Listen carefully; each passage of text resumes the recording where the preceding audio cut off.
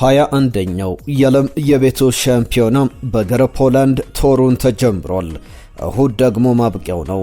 የውድድር የዓለማችንም ትልቅ መድረክ ኢትዮጵያ እንደ ሀገር፣ አትሌቶቻችን እንደ ተወዳዳሪ፣ አሰልጣኞችና ማኔጀሮችም ፍሬያቸውን የሚያዩበት ትልቅ ዓለም የሚያየው አደባባይ ነው።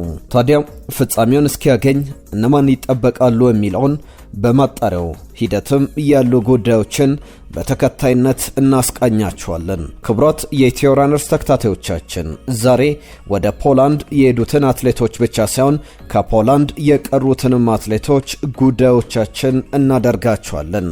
በቪዛ ክልከላው ከውድድር ለሚቀሩ፣ ትልልቅ መድረክ ለሚያመልጣቸው፣ በሰርጋቸው ቀን አትገቡም ስለሚባሉት አትሌቶቻችን፣ ለፍተው ሰርተው እጀ ሰባራ ለሚሆኑት ጀግኖቻችን የቪዛ ችግር መፍትሄ የምትሉትን ሐሳቦች ጻፉልን፣ እንወያይበት። እናመሰግናለን። እንደተለመደው ሼር፣ ላይክ፣ ሰብስክራይብ እያደረጋችሁ አብራችሁን ቆዩ።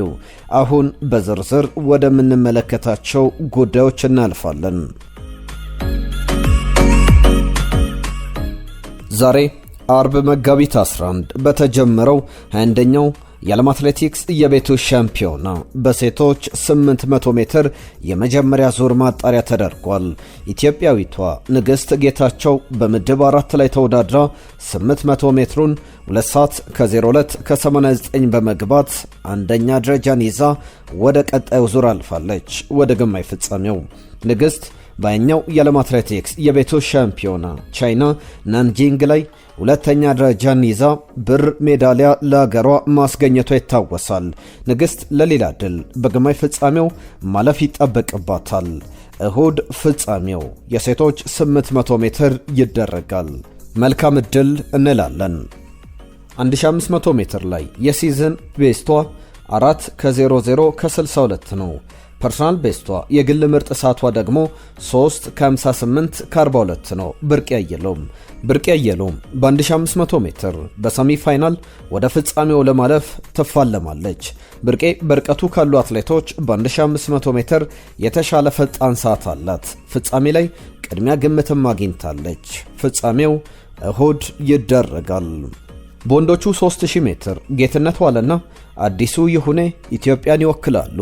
አትሌት ጌትነት ዋለ 7 ከ4 ከ98 በውድድር ካሉ አትሌቶችም ምርጥ ሰዓት የርሱ ነው። 7 ከ4 ከ98 ፐርሰናል ቤስቱ ሲሆን የሲዝን ቤስቱ ደግሞ 7 ከ35 ከ44 ነው። 3000 ሜትሩን ያጠናቀቀበት ከአንድ ዓመት በፊት በፈረንሳይ ሌቬን በ3000 ሜትር 7 ከ31 ከ39 በመግባት ሶስተኛ ደረጃን ይዞ ማጠናቀቁም ይታወሳል። አዲሱ ይሁኔም በዚህ የ3000 ሜትር ፍጻሜ ላይ ቅድሚያ ግምት ካገኙ አትሌቶች መካከል አንዱ ነው። በግል ምርጥ ሰዓቱ 7 ከ33 ከ58 ነው። በተመሳሳይ በርቀቱ በ3000 ሜትር በሴቶቹ አለሽኝ ባወቅና ፍሬወይነ ኃይሉ ይጠበቃሉ።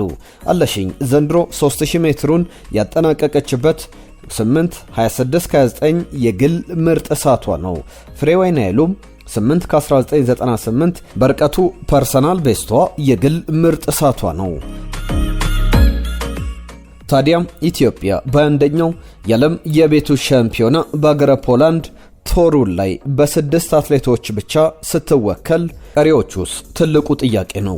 ወደ ፖላንድ ሄደው ወርቅ፣ ብር፣ ናስ ማምጣት የሚችሉ አትሌቶቻችን ጉዳይ ቸል ሊባል ነው? ለምንስ ቀሩ? ይህ እንደ ሀገር ለኢትዮጵያ እንደ ብሔራዊ ስፖርት ማህበር ለኢትዮጵያ አትሌቲክስ ፌዴሬሽን ትልቅ ስራ መሆን ያለበት ጉዳይ ነው። ባለፉት 2 ዓመታት ውስጥ አፍሪካውያን የሩጫ ተወዳዳሪዎች ስኬታማና ስመጥር አትሌቶችም ጀማሪ ተስፈኛ የሚባሉ አትሌቶችን ባለየ መልኩ ሁሉንም እያጠቃ በዓለም አቀፍ ውድድሮች ላይ ለመሳተፍ የሚያስገቡት የቪዛ ማመልከቻ ጥያቄ ውድቅ መደረግ ትልቅ እንቅልፍ የነሳ ችግር ሆኗል። በቶሩን ፖላንድ ኢትዮጵያ በጥራትም በቁጥርም አንሳ ተገኝታለች።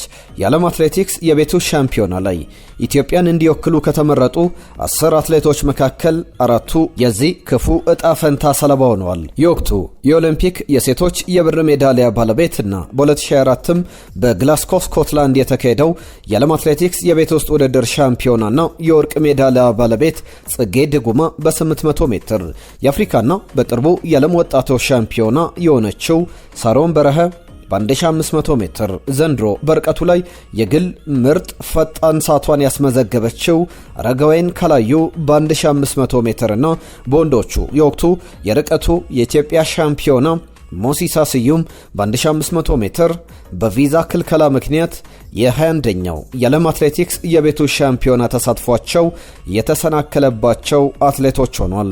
አስገራሚው ነገር እነዚህ አራት አትሌቶች ከአንድ ወር በፊት የዓለም አትሌቲክስ የቤቶች ሻምፒዮና በምታስተናግደው በፖላንዷ ቶሩን ከተማ በተከናወነው የኮፐርኒከስ ካፕ ውድድር ላይ ተወዳድረዋል። ከአንድ ወር በኋላ ግን ቪዛ ተከልክሏል።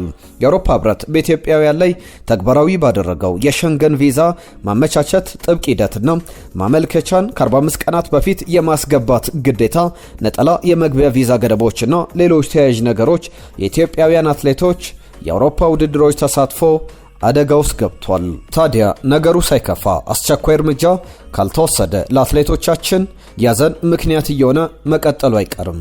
እናንተስ ውድ ተከታታዮቻችን በዚህ ጉዳይ ላይ ምን ሐሳብ አላችሁ? ሐሳብ አስተያየቶቻችሁን ጻፉልንና እንወያይበት። ለኢትዮጵያ አትሌቲክስ መፍትሄ የሚመጣ ከሆነ በጋራ እንስራ። ክብራት የኢትዮራነርስ ተከታታዮቻችን የዛሬው ጉዳዮቻችን በዚያ ያበቃሉ። ለአብሮነታችሁ ለሰጣችሁን ጊዜ ከልብ እናመሰግናለን። ጤና ይስጥልን።